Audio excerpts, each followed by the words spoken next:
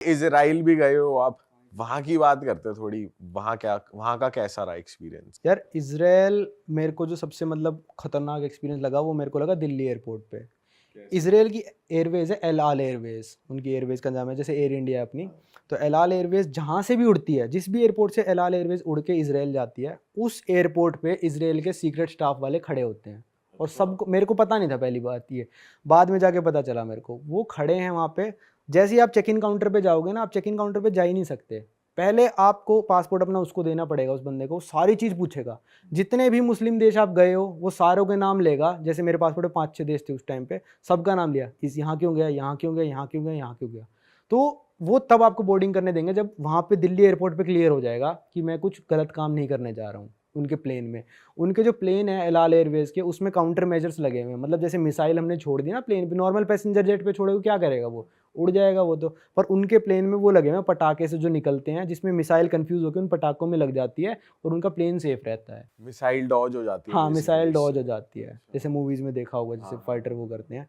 तो उनके प्लेन भी इतने हाई टेक है, और उनके हर प्लेन में जितने भी पैसेंजर प्लेन है, एक इजरायली डिफेंस फोर्स का बंदा होता है। अच्छा, और ये सब इसीलिए क्योंकि वो इतने सारे उनके जो मुस्लिम जो हाँ, हैं तो उनको। इसराइल का ऐसा है ना भाई कि चारों तरफ से जो देश घिरा हुआ है वो मुस्लिम देशों से घिरा हुआ है। प्लस जितने भी दुनिया के सारे मुस्लिम देश हैं, सब लोग इसराइल को हेट करते हैं। वो रिकॉग्नाइज नहीं कर रहे ना कि इसराइल एग्जिस्ट भी करता है। पाकिस्तान के पासपोर्ट पे तो ये लिखा है, this passport is not valid for Israel.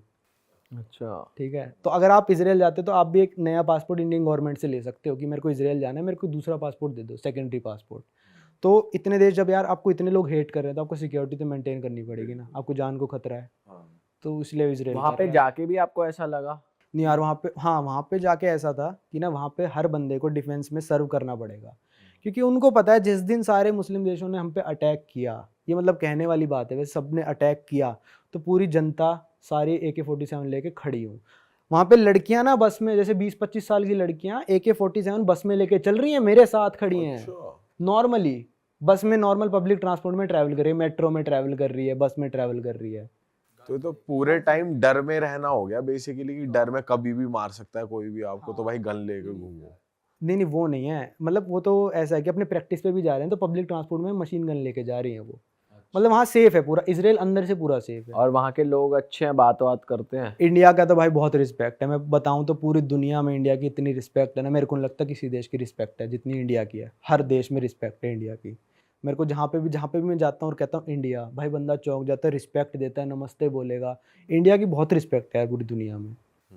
Israeli लोग तो वैसे भी कनेक्ट करते हैं हाँ, इंडिया इंडिया और से। इसराइल के तो रिलेशंस काफ़ी अच्छे हैं। हाँ। मेरे को नहीं मिला भाई आज तक एक भी ऐसा देश जहाँ पे इंडियंस को हेट करते हो। कहीं रेसिज्म कहीं आपने वैसे? मुस्लिम कंट्रीज में? मुस्लिम कंट्रीज़ में हो जाता है कई बार कि जैसे एग्जांपल देता हूँ मैं, कि जैसे हम ना उज़्बेकिस्तान में थे, हमने एक टैक्सी करी, और ऊबर वगैरह सिस्टम नहीं था वहाँ पे, नॉर्मल बात करके करी। उसने वहाँ की करेंसी 1 लाख बोली कि 1 लाख की आपकी टैक्सी पड़ेगी यहाँ से यहाँ तक 8 पॉइंट। तो भाई हमने कहा ठीक है। अब रास्ते में वो बंदा ना, हम 3 जने थे, एक मेरे साथ सरदार जी थे, एक 2 दोस्त और थे मेरे, हम सारे हिंदू थे, पाजी सिख हो गए, वो बंदा मुस्लिम था। तो पूरे रास्ते हमसे वो क्या पूछता है कि आपका रिलीजन क्या है। तो बाजी ने कहा आई एम पंजाबी, हमने कहा I am, we are Hindu, ये वो। तो कहता नो मुस्लिम, तो इंडिया में तो मुस्लिम होते हैं। वैसे बातें करने लग गया, मुस्लिम मुस्लिम ऐसे बोलने लग गया कि मुस्लिम बन जाओ, एक ही गॉड है, ये वो बोलने लग गया। मतलब सब लोग तो नहीं बोलते, उसके दिमाग में डिफेक्ट था, वो बोलने लग गया। तो उसने हमको जब स्टेशन पे उतारा ना, कहता नहीं 1 लाख नहीं 2 लाख दो, क्योंकि उसको पता चल गया कि हम मुस्लिम नहीं, इनको लूट लेता हूँ। कई लोगों के ऐसे डिफेक्ट हो रखा है दिमाग में। मेरे एक दोस्त क्या टर्की में हुआ था, हॉट एयर बैलून की राइड जो बहुत फेमस चल रही है ना आजकल टर्की में। तो वो हॉस्टल में बैठा था दोस्त मेरा, जैसे ऐसे ही बैठा, एक एजेंट आया और इनसे बात कराया, मुस्लिम हो, एजेंट भी मुस्लिम है। तो फिर वो कहता कि आपको हॉट एयर बैलून करनी है? तो ये कहता हाँ करनी है। तो फिर वो कहता ठीक है, आप मुस्लिम हो? तो वो कहता हाँ। तो वो कहता ठीक है, आपके लिए $50। मेरे दोस्त के पास आया कि आपको करनी है? मेरा दोस्त बोला हाँ। वो दोस्त सुन रहा है सब कुछ। कहता आप मुस्लिम हो? कहता नहीं मैं मुस्लिम नहीं हूँ। तो फिर कहता आपके लिए $60। बताओ। उन बंदों से वो कह रहा है कि आप मुस्लिम हो ना, इसलिए मैं आपसे ज़्यादा पैसे नहीं लूँगा। तो ये मेरे को थोड़ी बात अजीब लगी कई लोगों की, मतलब सब लोग नहीं करते, काफ़ी अच्छा ट्रीटमेंट भी मिला है मेरे को मुस्लिम कंट्रीज़ में। और सबसे ज़्यादा हॉस्पिटेबल जो कहते हैं वो मुस्लिम कंट्रीज़ हैं। ईरान बहुत ज़्यादा हॉस्पिटेबल है, अफगानिस्तान के लोग इतना मानते हैं इंडियंस को, जबकि वो मुस्लिम है, पाकिस्तान से हेट करते हैं और इंडियन से लव करते हैं अफगानिस्तान के लोग, जो तालिबान है।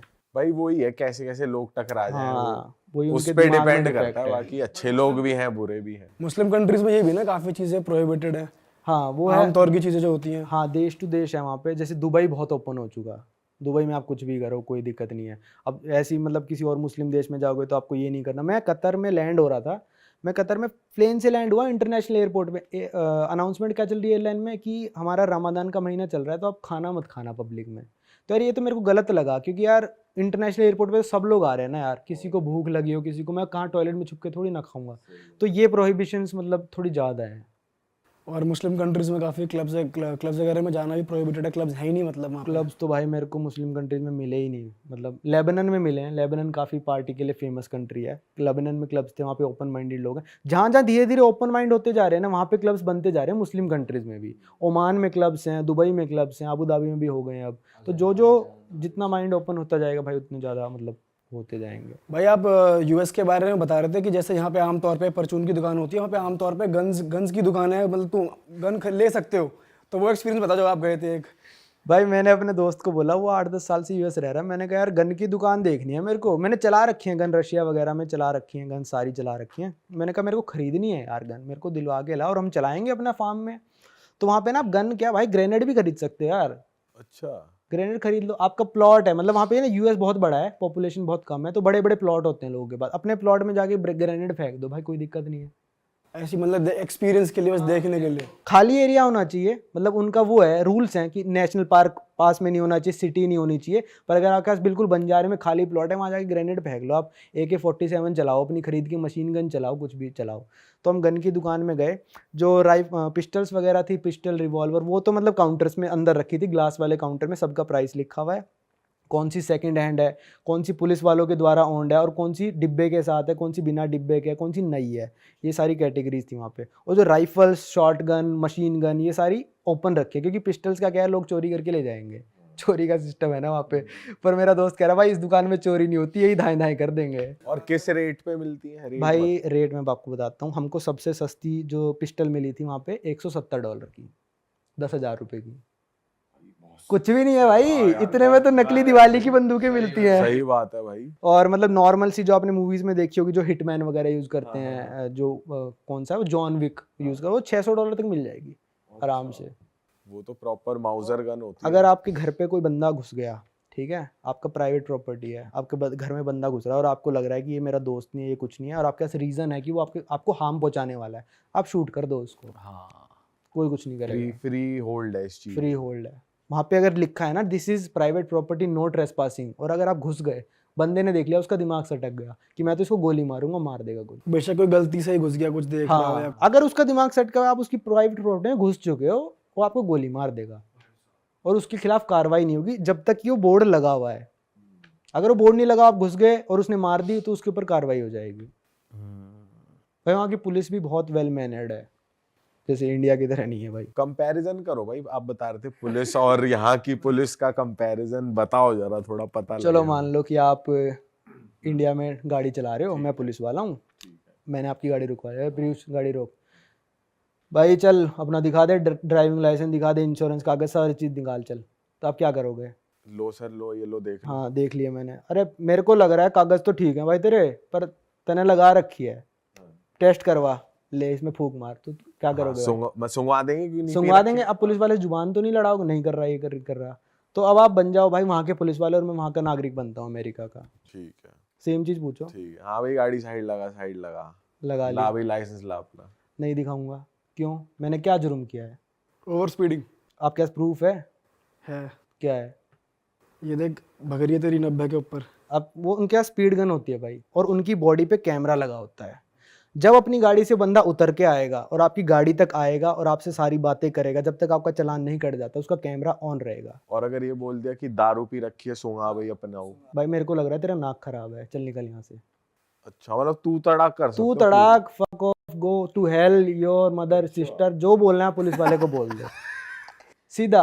अगर वहां पे आपकी गाड़ी में दारू की बोतल उसको दिख गई खुली हुई, तो आप गए जेल में। अगर खाली है, खाली है तब भी ना, खुली हुई दारू की बोतल खाली है तो मतलब खुली हुई है, तो उसको अगर दिख गई तो आपकी वो कुछ नंगा करके भी चेकिंग ले सकता है आपकी, वो फिर कहेगा रोड पे नंगा हो जाए तो आपको होना पड़ेगा। अच्छा, फिर उसके बाद सारे राइट्स आ जाते हैं। अगर मान लो आप ओवर स्पीडिंग कर रहे हो तो उसके बाद सारे राइट्स आ गए। अब आपको कहेगा ना गाड़ी चेक करा पूरी, आप चेक कराओ, पर जब तक आपने जुर्म नहीं करा है पुलिस वाला कुछ नहीं कर सकता आपके साथ।